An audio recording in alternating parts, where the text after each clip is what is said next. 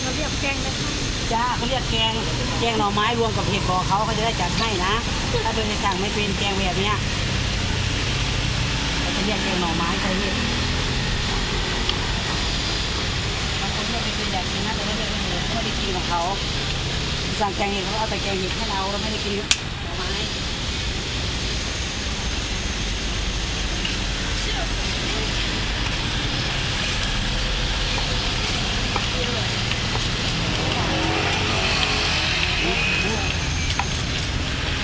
เท่า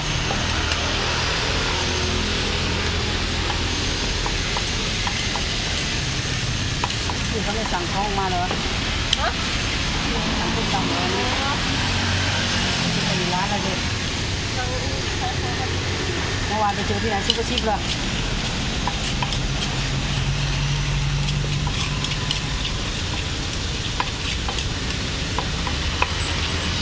ชิมไหมอันนี้ลองดู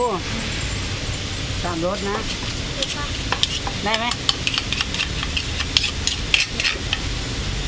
รสไปลงบ้านสันกินไหมโอ้ยดูหนุ่มจีนเลยดูแค่ดูหนุ่มจีนดูสมัครที่ไหน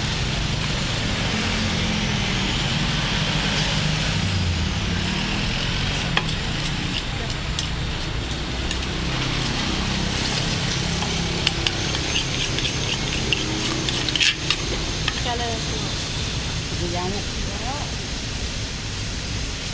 โอ้โหเลย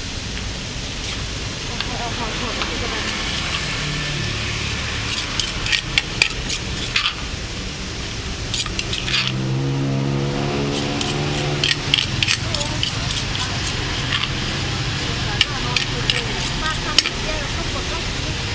ไม่ได้ขายเยอะกว่าเขาเอาพอหมดวันหนึ่งอยู่ได้ดิ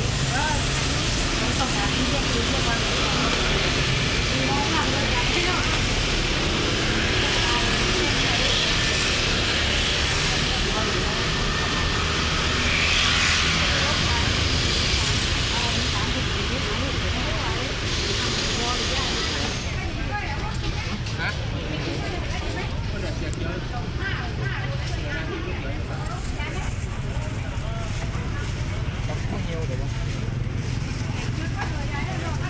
ได้เลยนะโอเคเอาไปเลยเอาอยู่บ่ง่วงตำมะละกอก่อน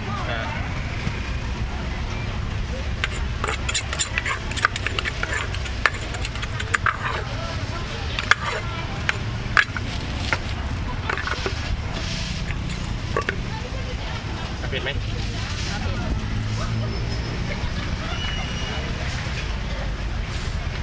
ตำปูพวกเองครับผมหยวกไก่ไปลูกไก่เรียกเราเลยครับ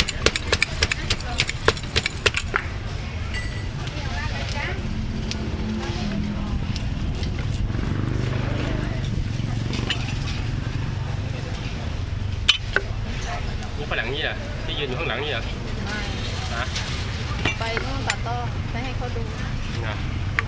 เปิดร้านที่โน่นเนี่ยเปิดร้านใหญ่ไหมใช้ได้ใช่ไหม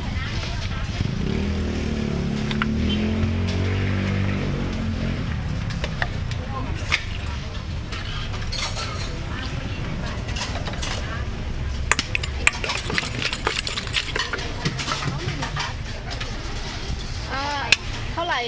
50 บาท50 บาทต่อวัน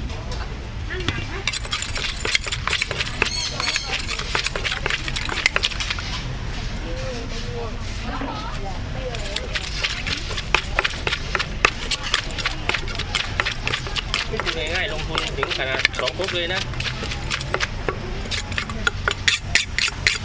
มีครบทุกอย่างไหมอ่ะมีครบทุกอย่าง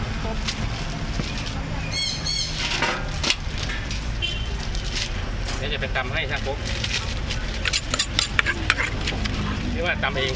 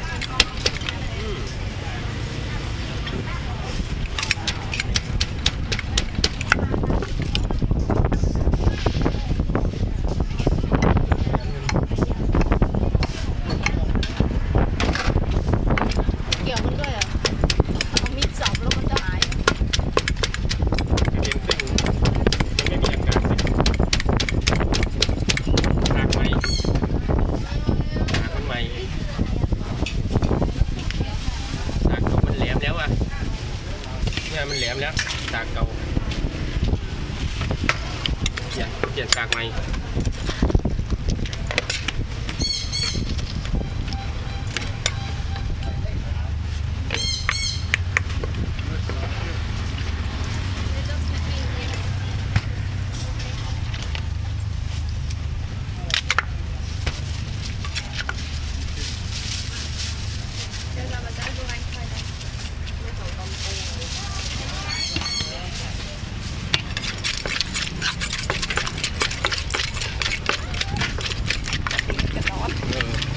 จากไป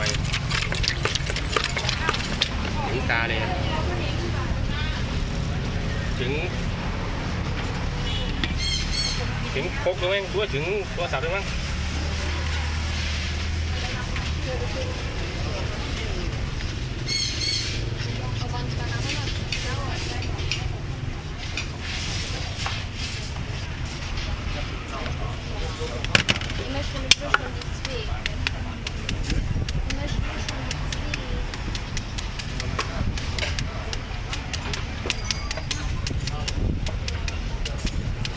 โมเมนต์นะเดี๋ยว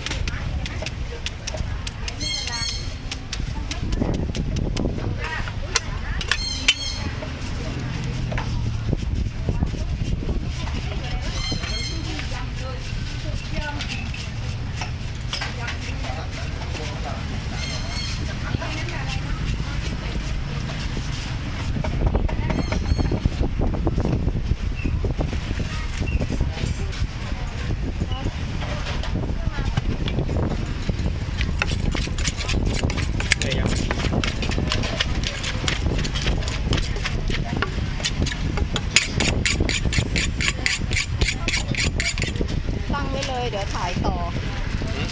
ครบอื่นด้วยเอาให้ได้10 นาที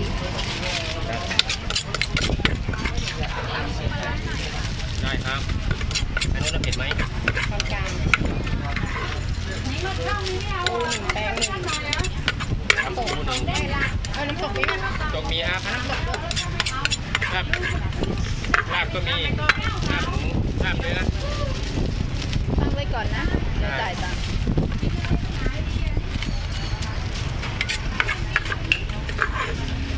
แตงนี้เอาปูปลาร้าหรือว่า ปลา แล้วก็ตำปูมะละกอ ตำปูมะละกอ ครับ น้ำตกแล้วก็ไก่ ครับ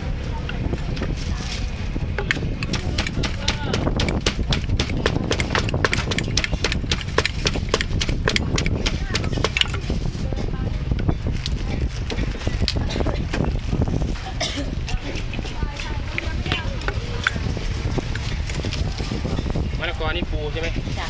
ไม่ปลาร้า ไม่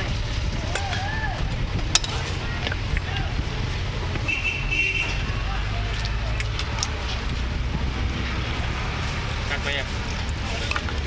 กัดอยู่ใช่ไหม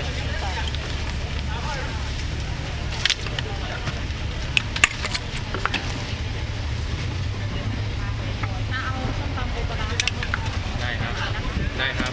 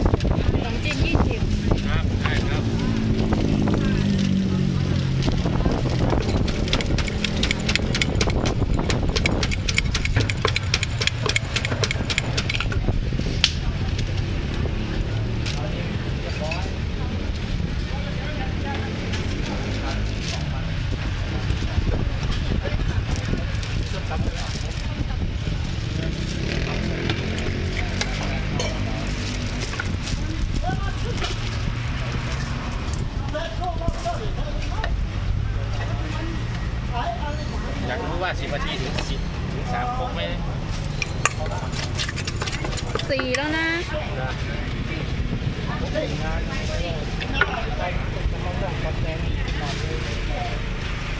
พอตำมะม่วงตำแตงมันต้องเสียเวลาอยู่ทำมะละกอแป๊บเดียว5 นาที 2-3 นาที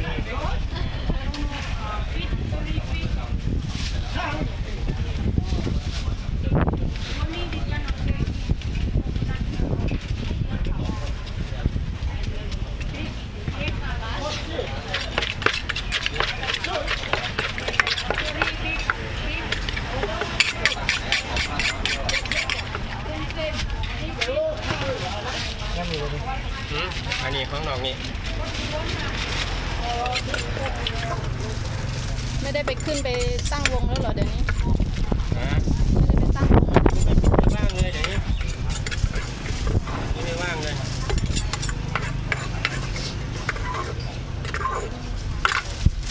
ไม่ว่างไปไหนมาไหนเลย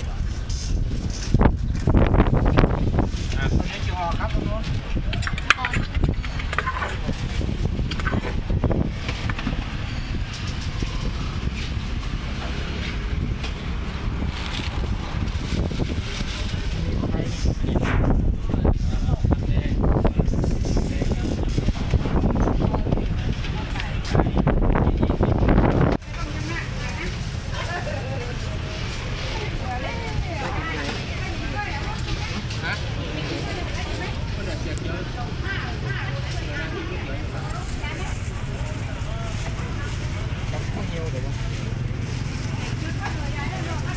ได้เลยนะโอเคเอาไปเลย เอาอยู่บ่ง่วง ตำมะละกอก่อน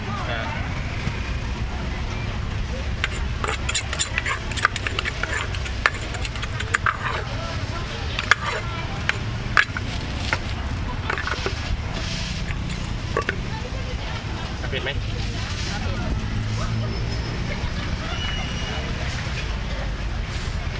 ตำปูพวกเอง ครับผม ลวกไก่ไปลูก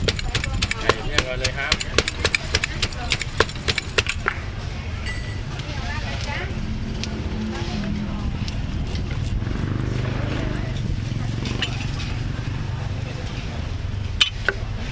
นี่ฝรั่งนี่เหรอที่ยืนอยู่ข้างหลังนี่เหรอ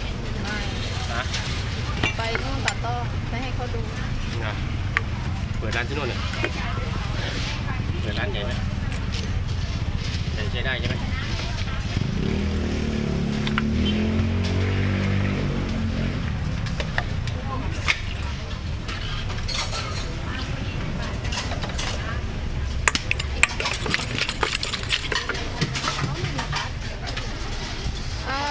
เท่าไหร่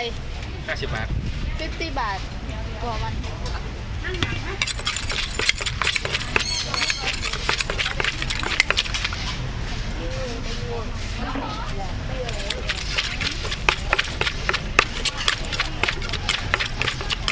ง่ายๆลงทุนถึงขนาด2 ครกเลยนะมีครบทุกอย่างไหมอ่ะมีครบทุกอย่าง ครบ